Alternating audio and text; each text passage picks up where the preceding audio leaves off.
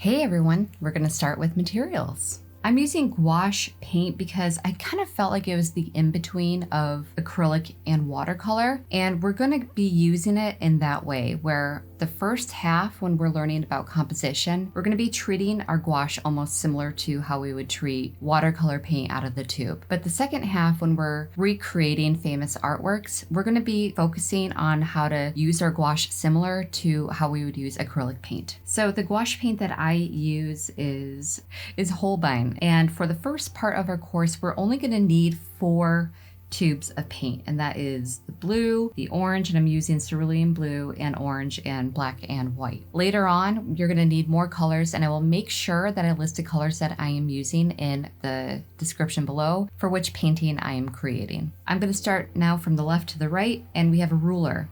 This is just a ruler that I have at home. It's nothing fancy. Next, what I have is a shop wipe. Having shop wipes are essential to your creating process. And the reason why I think shop wipes are better than paper towels is shop wipes do not leave that little dusty, that stuff that comes off of it. And they're also really great because you can kind of reuse them over and over again until they're just really filthy. The next thing I am going to talk about is art tape. So why do you need art tape? Well, art tape is what we're going to be using to tape our paper down to our surface. So I'm going to be painting on a flat surface, and you can paint on a kitchen table, pretty much anywhere that is flat where you can have a lot of space to put your stuff around would work perfectly. And what we're going to do is actually tape our paper to that surface. If you're worried about getting any kind of paint on your surface, your kitchen table, your desk, or anything that we talked about before, a little bit of a tip is you can take contact paper and lay it down first prior to taping your paper down to your surface. And at the very end, you could just rip up the whole thing and everything will be perfect. But the reason why I do love art tape is if you do gesso your paper and you put art tape down on top of it, the gesso will prevent the tape from ripping your paper after you pull it off at the end. Now, it does rip sometimes just if you put it directly onto watercolor paper. So just be aware that when you are pulling it off, you kind of just go like a back and forth motion to peel it off, and you're doing it very slowly. Next is, we're going to be talking about water containers. Something sturdy to put your water in is really nice. I love these. I got them from the Dollar Tree, and I have 2 of them.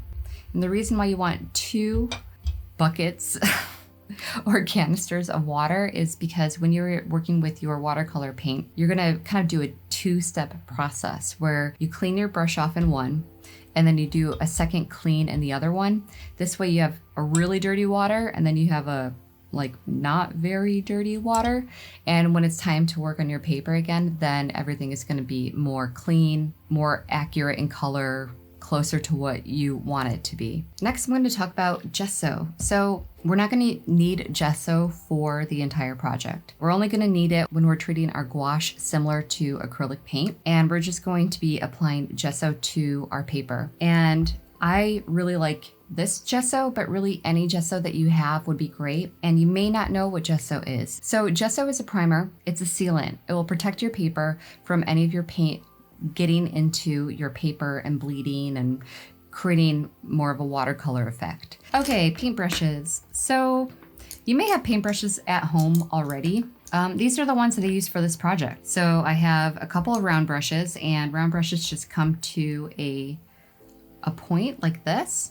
They're really great for details, for thin lines. Next, I have a few flat brushes in different sizes. I have a wider one, and then it gets more narrow. And flat brush is exactly like it sounds. It's flat on the top, and you can get some nice hard lines by just like dragging it down or pulling across. You'll get a wider line.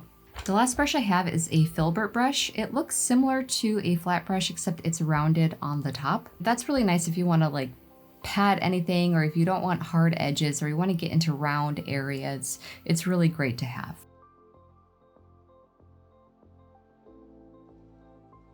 So it's really up to you to decide what your needs are for this course. And if money is no issue, then yeah, buy the nice supplies and you'll see a major difference in your paintings. But if money is an issue, which I completely understand, then only focus on what we're learning in the course, only focus on what we're doing, and try your best to use materials that you have available. Okay, let's move on. The next thing we're going to talk about is where are you going to put your paint while you are painting. So the first one that I'm going to show you is a blank pan watercolor tray.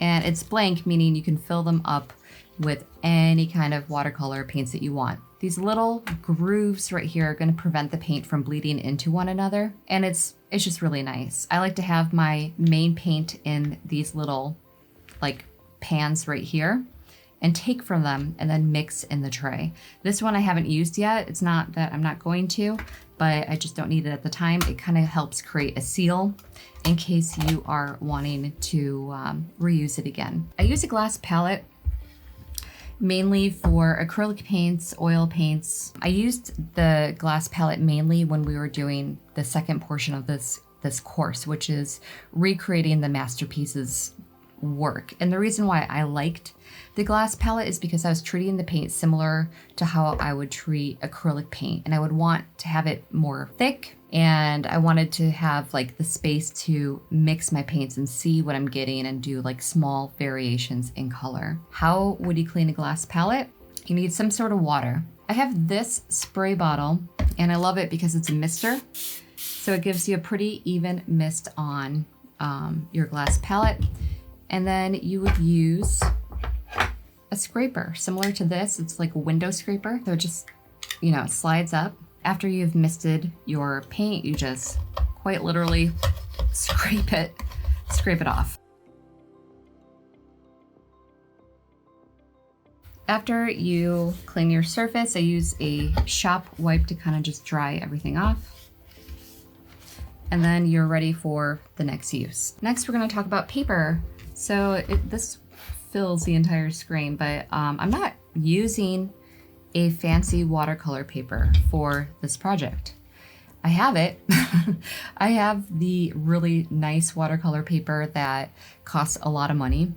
But because this class is mainly learning about a process rather than creating a final product, then I'm not going to use my nice watercolor paper for my studies. So I really like this one, and the reason why is well, first of all, it is big, and actually I do cut my watercolor paper in half for this project, and I will show you what I use to do that.